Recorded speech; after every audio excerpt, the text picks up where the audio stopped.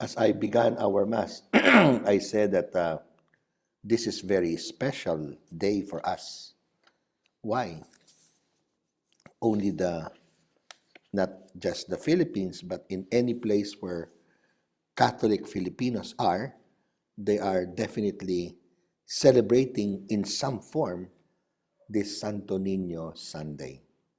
And you know that there are about, they say, I don't know now after because of the pandemic, there were before the pandemic 11 million persons, Filipinos, who are living abroad or working abroad. So you can imagine how many countries have Filipinos and how many places in the world celebrate with the Filipino in their midst the Santo Nino Sunday. Ordinarily, in the Roman Catholic Rite, today is the third Sunday in second Sunday in ordinary time. The first Sunday in ordinary time being the baptism of the Lord.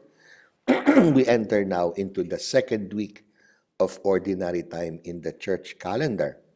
But, because we are Filipinos and we had this very, we could call it singular legacy of, as you see at my background, of having received the statue of the Santo Nino from the Spaniards who first came in 1521, and so we are celebrating this year the 501st year, 501 years of the presence of the Santo Nino statue among us. Is it only a statue? It is something that we hold, we place on our altars, we even dance with it in the Sinulog. Yesterday was a grand procession of the church in Cebu. Despite Odette's wrath, they were able to come up with a fitting celebration, religious celebration of the Santo Nino by the Catholics that really went in droves and throngs to celebrate their faith. Today will be the cultural sinulog. We don't know how it will be organized, but definitely celebration is in the air for us Filipinos in spite of the conclusion of the Christmas season, and we are in ordinary time. I would be shifting, first reading Gospel and our own experience as Catholics in this homily. First part, darkness. Our first reading begins from the book of Isaiah, the people who walked in darkness. That is very important. Darkness is not only physical. It can also be emotional. And look at the gospel. Why have you done this for us? We have been looking for you with great anxiety. The Blessed Mother and her husband Joseph said to Jesus, Son, why have you done this to us? Darkness, emotional, anxious, sometimes maybe despairing, desperate. Why? My goodness, where is our son? 12 years old, just a boy. And that darkness is also among us. Once before, when our own people, our so-called Ninuno, we lived in that darkness of understanding of God, of appreciation of God. Bathala. It's beautiful. Bahala ka na, bathala ka, makapangyarihan, nasa iyo lahat. Kami maliliit lang na mga tao. It's a sense of course, awe, but also powerlessness because of the powerfulness of God. That is the only kind of relationship between creature and creator That's the only understanding of humanity of himself. Little. Why? Death. Because of death. Everyone feels poor and impoverished. Little, ang liliit natin. Wag tayo magmalaki.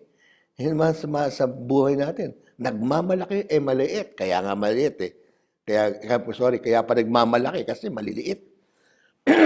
Ang pinakamalaki, hindi pa nagmamalaki. Bakit? Hindi na kailangan. Malaki na eh. This darkness, even of us, in terms of our faith. Then a light has shown. A child is born for us. And who is this child? Sabi ng first reading. Wow. Upon his shoulder, dominion rest. They name him Wonder Counselor, God Hero, Father Forever, Prince of Peace. Shift tayo sa gospel. Where did they meet their child? And then light came into the heart of his parents. After 3 days of looking, these people around Jesus in the temple area, not of course in the Holy of Holies, they were maybe in the corridor of Solomon's temple, of Solomon's area, and they found him there. And the teachers, ang tawag po doon, dalubhasa, pantas, talagang sila ang sanay na sanay sa banal na kasulatan. They found him astounding. While Jesus listened to them, he even asked them questions. But look, they were astounded the way he understood because his questions showed, alam niya ang pinag-uusapan nila. But meron din siyang sagot. This astounded them. And of course, the Blessed Mother and her husband Joseph were astonished, as he says in the second part. They were astonished. So this is the light. And pagdating po natin, we were astounded at these galleons. You know what? We were sanay, Cebu, even Mindanao area, of course, definitely already in Luzon. The Visayas, the Luzon and Mindanao, they were the so-called sanay sa mga Chinese junk ships. We call it junk ships. I don't know why we call it junk, but maybe because they're so small. Or the vintas of the Muslims, or the vintas of Maranao. They never saw such a huge ship as the galleons from Europe. Wow. Wow. And it astounded them. But more importantly, they did not come with power. They came with faith. And they gave us this shape of an image that has a reddish, scarlet color with a crown, a scepter, a globe, a golden boots, but in the figure of a little boy, the Santo Nino behind me. And they were astounded. A child is born for us with dominion, all those clothing, and yet a child. That's the light that came. And we accepted that light. We rejoiced with that light. And today, as we said, we will have the cultural sinulog. Next week, the dinagyang in Iloilo and the ati-atihan in Calibo.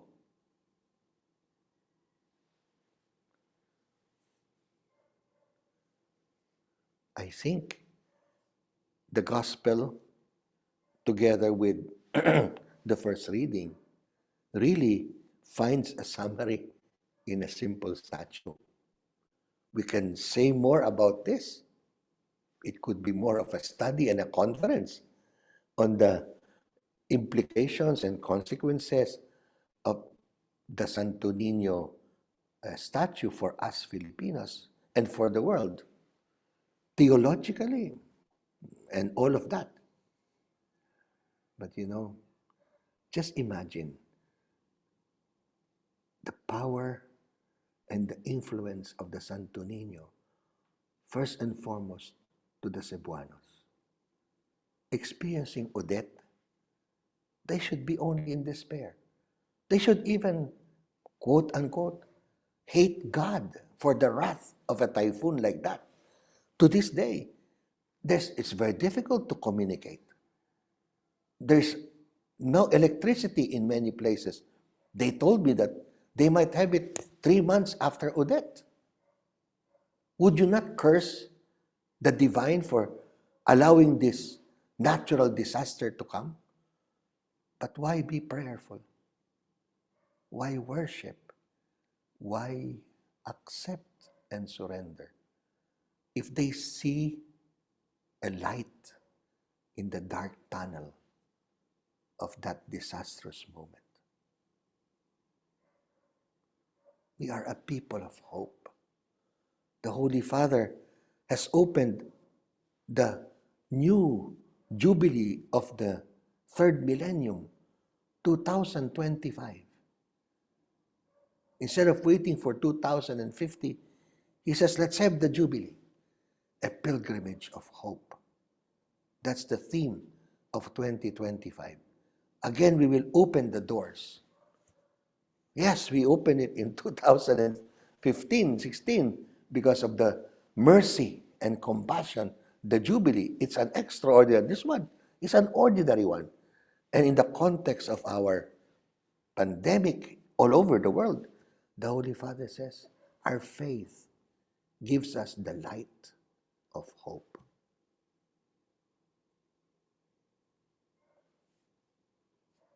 My biggest question. And yet, we Catholics and many Catholics that are in the position, dominion, authority, power, how come they do not become light? How come they are even the sowers of darkness and hopelessness? How come certain decisions of our people in the power is not giving the solace, the consolation that creates a sense that there is a future? Why do our children up to now, adolescents, commit suicide? How come many of our children are on the streets, burdened with having to look for money because their stepfather is a gambler, is a drunkard, is a drug addict, and they cannot come home if they do not have any money in their hands? And we are baptized, 86% Catholic. You might say, but I'm not a drunkard, I am not a gambler, I'm not a drug addict. But why do we allow it to happen? Even if we're not the ones involved directly. Why do we allow it to happen? Do we care? Is the light lightening the burden of our people? May epekto ba ang liwanag hindi lang sa isipan at pananaw? Nakakagaan ba ng loob? Nakapagbibigay ba ng asa? Bakit? If light is like faith, is like our understanding of what God, who God is, who becomes small and serves us, how does it apply? In our love, faith, love gives hope. If our faith is translated into love, into service, into action, I'm so happy. My dear lay people, BCBP, tapat dapat, sige, sulong natin. Sulong ninyo bukas, tapat dapat ang ating magiging sa gobyerno. Pero ngayon, wag sa eleksyon ng May 2022, Ngayon, maging tapat tayo sa mga taong mahihina at nasasalanta. Tapatan natin ang liwanag ng ating paniniwala. Bigyan natin ng aksyon, ng tulong at pagmamahal, ng kalinga of solidarity. Yun ang ibig sabihin ng maliit eh. Ang Diyos naging maliit, kamukha ng taong maliit. Hindi siya kailangan magmalaki, malaki na siya. Tayo nagmamalaki, pinakita niya na maganda maging maliit. Sapagkat meron kong kaliitan, may kababaang loob ka, pwede kang maglingkod, pwede kang magsilbi. And that gives light and hope.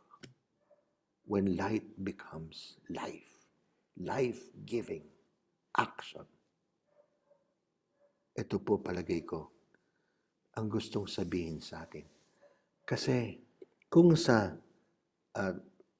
Epiphany, sa mga pantas, Gentiles, as the Jews termed them, foreigners, non-Jewish, God made himself known through the light of a star, and they came into the house of the mother and the child.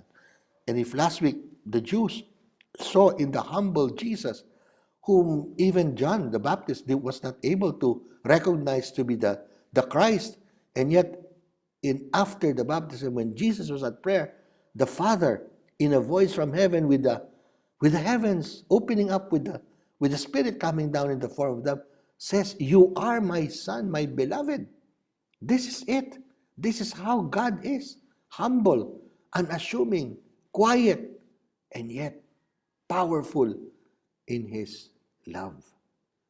Then, itong pangatlong Epiphany sa ating mga Pilipino, sana naman, Epiphany tayo sa ating kapwa ngayon.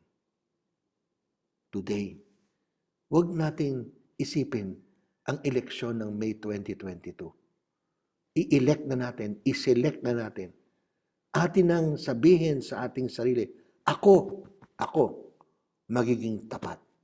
Kung yan ay nararapat, ako, magiging tapat sa aking paniniwala, paninindigan. Isa sa buhay ko ang sasabihin ko.